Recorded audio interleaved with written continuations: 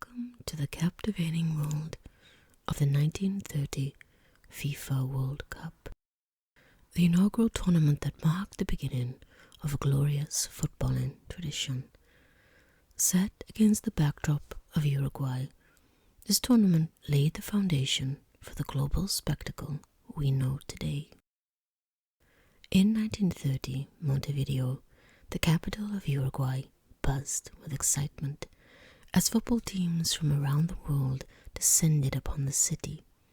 13 teams, including 4 from Europe, made the long journey to participate in this historic event. The Estadio Centenario, a majestic stadium built especially for the World Cup, was the epicenter of the tournament. With a capacity of 90,000 spectators, it witnessed unforgettable matches that would shape the future of football.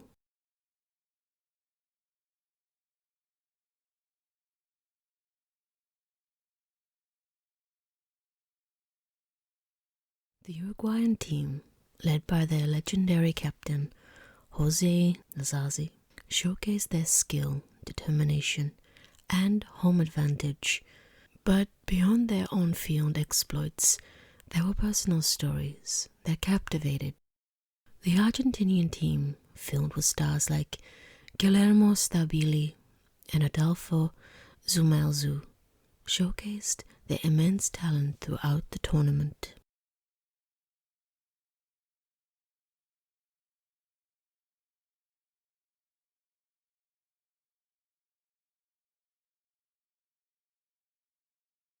Their journey to the final was a testament to their skill and resilience, captivating the hearts of fans.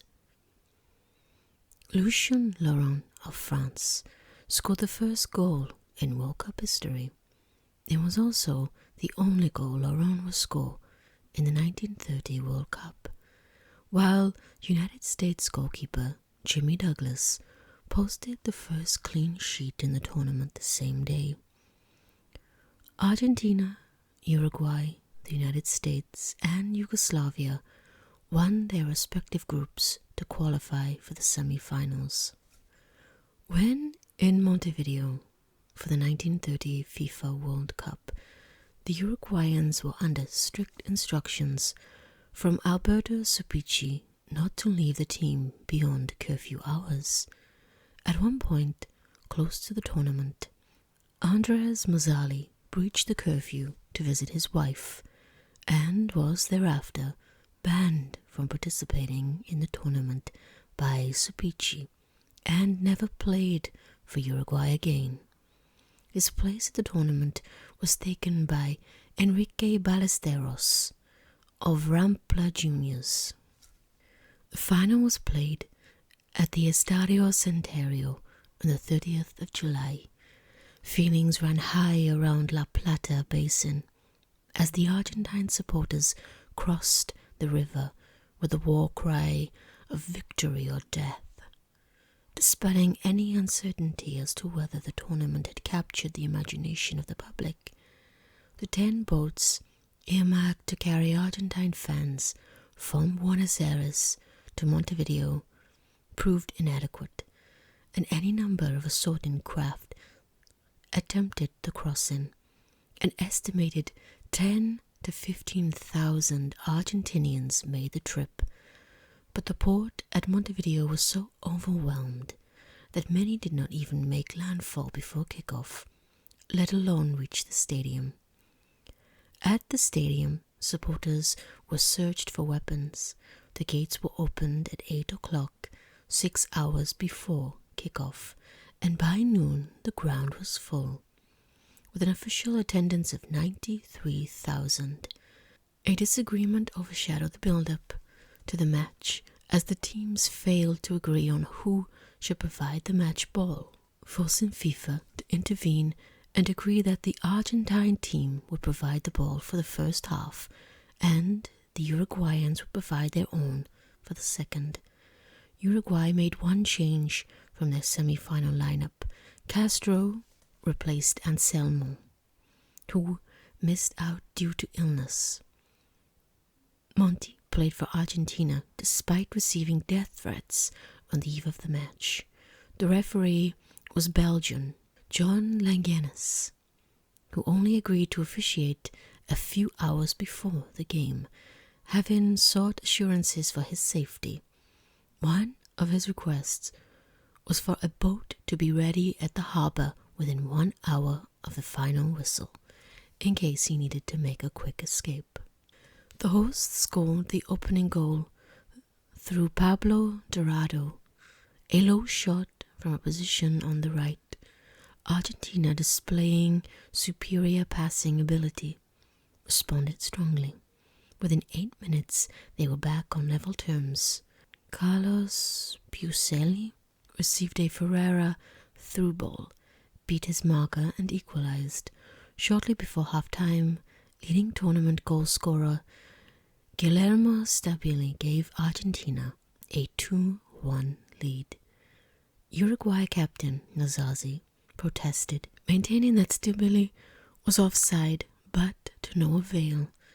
In the second half, Uruguay gradually became ascendant. Shortly after Stabile scored a chance to make the score 3-1, Uruguay attacked in numbers, and Pedro Cia scored an equalizer.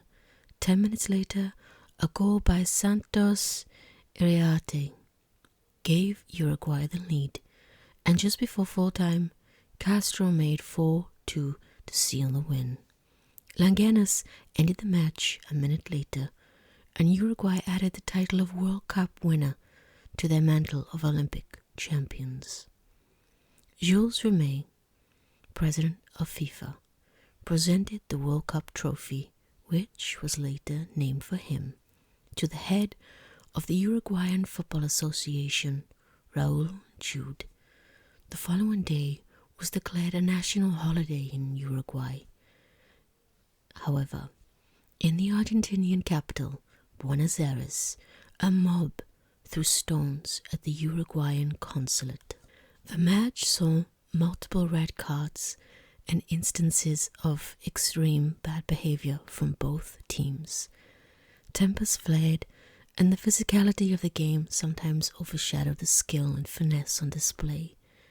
It was a reminder of the intense emotions and competitive spirit that can arise in high-stakes matches.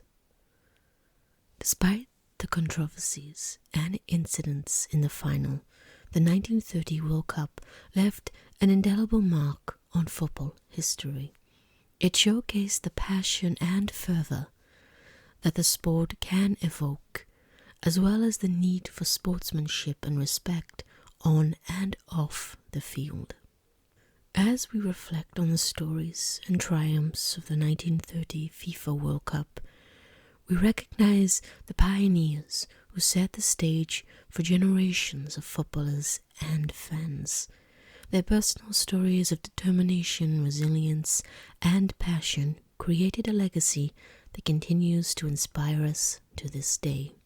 Francisco Verallo was just a sprightly 20-year-old when he played in the 1930 World Cup as a forward for Argentina. On August 30th, 2010, aged 100, he died. The last player, the last man standing. He was the final player who had played in the 1930 World Cup to die. So let us celebrate the heroes, relish the memories, and honor the legacy of the 1930 World Cup, a tournament that forever shaped the beautiful game and began a tradition that is held every 4 years. And this was just the beginning.